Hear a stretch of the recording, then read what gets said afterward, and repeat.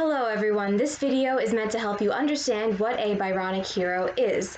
So if you've been reading Jane Eyre, you may have noticed that Mr. Rochester often changes his mood quite abruptly. Sometimes he's kind of nice and friendly to Jane, and then at other times he's really surly and nasty and obnoxious. Part of that is just his personality. Another part of that is whatever sort of mysterious injustice happened to him in his dark past. And another part of that is that he is a Byronic hero, which is a type of character in literature which fits certain traits. So not all of these things, it's not like a checklist, but you want to have most of these qualities if you think you're dealing with a Byronic hero. So Byronic heroes are modeled after George Gordon, Lord Byron, hence the name Byronic. He was a poet. He lived from 1788 to 1824, so the Brontes were familiar with his poetry. They read his works when they were children, in fact, and his influence is pretty clear on their work. So, Byronic heroes are basically the bad boys of literature. Lord Byron had a pretty scandalous life. Some of the things he did were scandalous for Victorian England, and then some of the things he did were scandalous even for modern day audiences.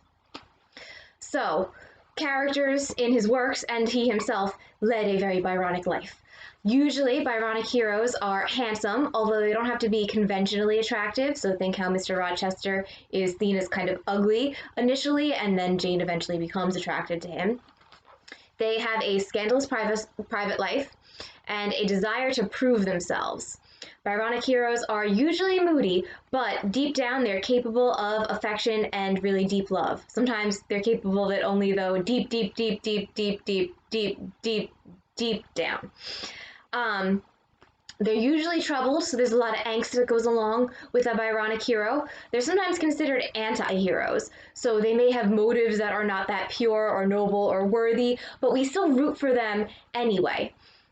They're often portrayed as someone who has like a bad exterior, but deep down, they're very sensitive as well. Byronic heroes often have mood changes and mood swings, and they are often angsty and sometimes very angry. Byronic heroes have a troubled past, and oftentimes when they act out or hurt others, it's because of that internal pain and that really awful past that makes them behave in the way that we read about. They're also usually someone who's aristocratic or noble in some sort of a sense. One of Lord Byron's girlfriend's lovers once described him as mad, bad, and dangerous to know. So again, that idea that Byronic hero is dangerous, that they may be sort of unstable, and that they are also not always someone who has someone else's best interest at heart, and they may do things that are very unconventional and against the moral standards of the time. But again, they have that core of goodness. They're deep, capable of deep love and affection somewhere inside.